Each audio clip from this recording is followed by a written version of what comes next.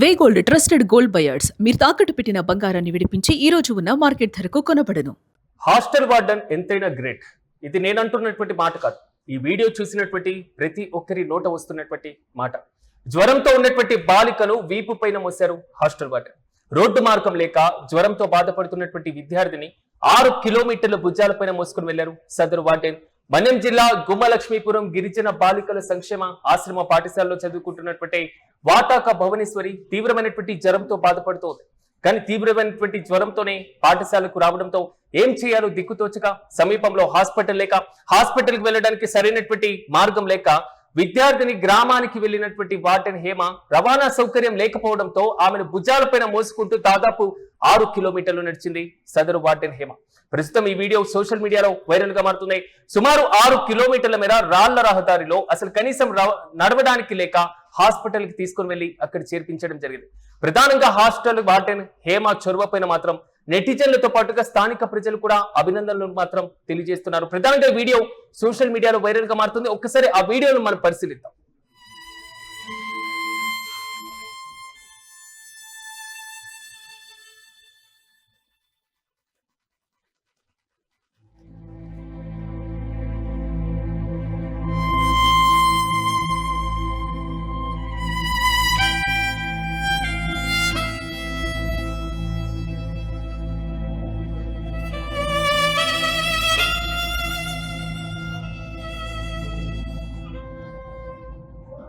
ఈ వీడియో చూసిన తర్వాత చాలా స్పష్టంగా ఒకటి అర్థమవుతుంది.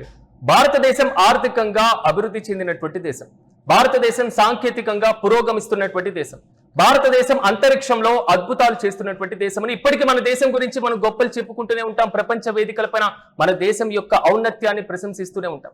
కానీ నేటికి మన దేశంలో కొన్ని గిరిజన మారుమూల ప్రాంతాల్లో ప్రాథమిక వసతులు కూడా లేకపోవడం మన దేశ అభివృద్ధికి ఎలాంటి ప్రతిబింబంగా భావించాలి? ఇటీవల పార్వతీపురం మన్యం జిల్లాలో జరిగినటువంటి గుమ్మలక్ష్మీపురం అనేటువంటి ఒక గిరిజన బాలికల ఆశ్రమ పాఠశాలలో వార్డెన్ హేమ తీవ్రమైనటువంటి జ్వరంతో బాధపడుతున్నటువంటి భువనేశ్వరి అనేటువంటి ఒక విద్యార్థిని భుజాలపైన వేసుకొని రోడ్డు మార్గం లేనటువంటి 6 కిలోమీటర్లు నడిచి రాళ్ల రహదారిలో కింద పూర్తి స్థాయిలో రాళ్లు రప్పలు ముళ్ళు ఉండేటువంటి ప్రాంతాల్లో పూర్తి స్థాయిలో హాస్పిటల్ కి తీసుకుని వెళ్లి హాస్పిటల్లో జాయిన్ చేసినటువంటి సంఘటన దేశవ్యాప్తంగా అందరినీ కదిలించింది. ఈ సంఘటన వార్డెన్ యొక్క మానవత్వాన్ని చాటడం మాత్రమే కాదు, గిరిజన ప్రాంతాల్లో అసలు ముందుగా మనం ఏం చేయాలి, ఏం నిర్మించాలి, ఏం అవసరం అనేటువంటి అవసరాన్ని మరోసారి ఎత్తి చూపిస్తుంది. ప్రస్తుతం ఈ సమస్య ఒక తీవ్రమైనటువంటి సమస్యగానే కనబడుతుంది.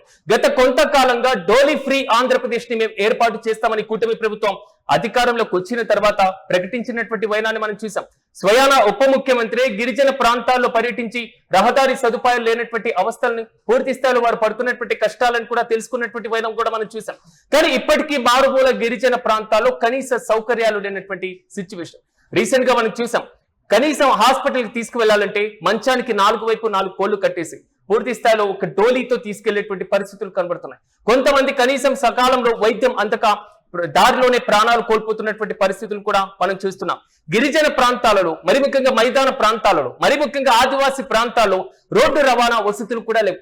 కొండలు, గుట్టలు, రాళ్లు, అడవుల గుండా ప్రయాణించాలంటే ప్రజలకు నిత్యకృత్యంగా మారుతున్నటువంటి పరిస్థితులు మనం చూస్తున్నాం. గుమ్మలక్ష్మీపురంలో కూడా ఇలాంటి ఘటనే. ఒక ఉపాధ్యాయురాలు చొరవ తీసుకోకపోతే విద్యార్థిని ప్రాణాలు ఏమయ్యేవి, విద్యార్థి ఆరోగ్యం ఏమయ్యేది? కానీ ప్రతిసారి ఇలాంటి అద్భుతాలు జరగవు కదా. ప్రతి చోట్ల ఇలాంటి హాస్టల్ వార్డెన్లే ఉండరు కదా. రవాణా సౌకర్యాలు ప్రతి చోట కల్పించడం ప్రభుత్వ బాధ్యత. గిరిజన ఆదివాసీ ప్రాంతాలకు ప్రత్యేకమైనటువంటి ప్రయారిటీని ఇవ్వాల్సినటువంటి బాధ్యత ఉంటుంది. ప్రధానమంత్రి గ్రామ సడక్ యోజన అనేటువంటి పథకాలు మన దేశంలో ఇంప్లిమెంట్ అవుతున్నా రాష్ట్ర ప్రభుత్వాలు ఆదివాసీ ప్రాంతాల్లో రహదారులు నిర్మించాలి అనేటువంటి ఆలోచనలు చేసిన, ప్రణాళికలు రూపొందించిన క్షేత్రస్థాయిలో అమలు మాత్రం కార్యరూపం దాల్చడంలో చాలా లోపాలు కనబడుతూనే ఉన్నాయి. కేవలం ప్రయాణానికి సంబంధించినటువంటి సమస్య కాదది, నేరుగా మనుషుల ప్రాణాలతో ముడిపడి ఉన్నటువంటి ఒక తీవ్రమైనటువంటి సంక్షోభంగానే భావించాలి.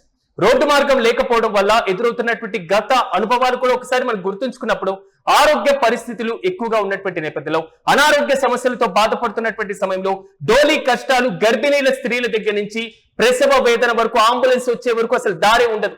మంచానికి దుప్పట్లు కప్పుకొని పూర్తి స్థాయిలో దుప్పట్లు కట్టేసి కర్రలు కట్టి కిలోమీటర్ల దూరం మోసుకెళ్లేటువంటి పరిస్థితులు కనబడుతున్నాయి. ఈ మధ్య కాలంలో ఈ క్రమంగా ఎంతవరకు పెరుగుతుందంటే ఎంతో మంది గర్భిణీలు పుట్టబోయేటువంటి బిడ్డలు మార్గం మధ్యలోనే ప్రాణాలు కోల్పోయారు. పాము కాట్లు, గుండెపోటు వంటి అత్యవసర సమయాల్లో కూడా వైద్యం సరిగ్గా అందక ప్రాణాలు గాల్లోనే కలిసిపోతున్నాయి. ఇలాంటి విద్యా వ్యవస్థలో కీలకంగా విద్యార్థుల యొక్క ఆరోగ్యం కూడా కీలకంగా మారుతుంది. అలాంటి సమయంలో విద్యార్థులు అనారోగ్యానికి గురైనప్పుడు సకాలంలో హాస్పిటల్ కి వెళ్ళడానికి కూడా సరైనటువంటి సదుపాయాలు లేవు. రోడ్డు సౌకర్యం లేకపోవడంతో ఉపాధ్యాయులు సమయానికి పాఠశాలకు కూడా విద్యార్థులు వెళ్ళలేకపోతున్నారు.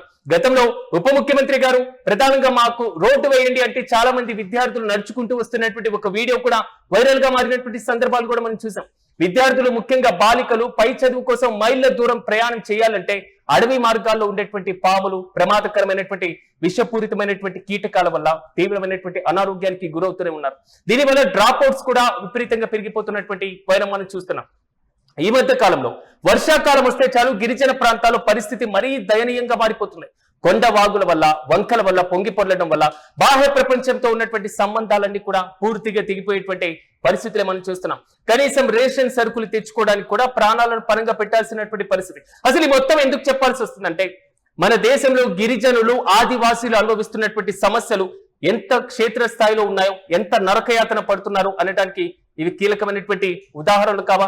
తాజాగా ఉన్నటువంటి కీలకమైనటువంటి ఈ ఘటన కూడా ఇదే అంశాన్ని మరోసారి, ఇదే లోపాన్ని మరోసారి మనందరికీ, మన వ్యవస్థ పైన ఒక మాయని మచ్చలా కనబడుతుంది. అనారోగ్యానికి గురైనటువంటి ఒక బాలికను సరైనటువంటి రోడ్డు సదుపాయం లేక 108 కి ఫోన్ చేస్తే అంబులెన్స్ రావడానికి రహదారి లేక హాస్టల్ వార్డెనే 6 కిలోమీటర్లు తీసుకొని వెళ్తున్నారంటే భుజాలపైన ఎక్కించుకొని అక్కడ పరిస్థితి, మన వ్యవస్థల ప్రణాళిక ఎంతవరకు అమల్లో ఉందో చాలా స్పష్టంగా అర్థం చేసుకోవచ్చు. ఇప్పటికైనా ఆ ప్రాంతానికి రహదారి మంజూరు చేయాలని గిరిజన ఆదివాసీ పిల్లలు ప్రభుత్వాన్ని వేడుకుంటూనే ఉన్నారు. అవి కార్యరూపం దాలుస్తాయా? వారి గూడెలకి, మరి ముఖ్యంగా చెప్పుకోవాలంటే వారి గూడెలకి రహదారి వస్తుందా? వారి ఇంటికి ఏ రోజైనా రహదారి పైన నడుచుకుంటూ వెళ్తామా అనేటువంటి ఆశ ఆ పిల్లల్లో ఇప్పటికీ కనబడుతూనే ఉంది. కాబట్టి చదువుకునేటువంటి విద్యార్థులకు ప్రత్యేకమైనటువంటి భారీ ప్రోత్సాహకాలను పక్కన పెట్టేస్తే వారి నివాసాల నుంచి పాఠశాలకు, పాఠశాల నుంచి హాస్పిటల్కు కనీసం రహదారి కనెక్టివిటీనైనా ప్రభుత్వాలు కల్పించాలనేది మాత్రం వారి ప్రధానమైనటువంటి డిమాండ్. అదే వారి ఆశ కూడా. తాజాగా ఈ హాస్టల్ వార్డెన్ చేసినటువంటి ఈ చర్య, 6 కిలోమీటర్ల విద్యార్థిని హాస్పిటల్ కి తీసుకువెళ్ళినటువంటి ఈ వీడియో మాత్రం సోషల్ మీడియాలో తెగ వైరల్ గా మారుతుంది. దీనిపైన మీరేమనుకుంటున్నారు? ఆదివాసీ గిరిజన ప్రాంతాల్లో కల్పించాల్సినటువంటి మౌలిక వసతుల కల్పనలో ఎక్కడ లోపం ఉందని మీరు భావిస్తున్నారు?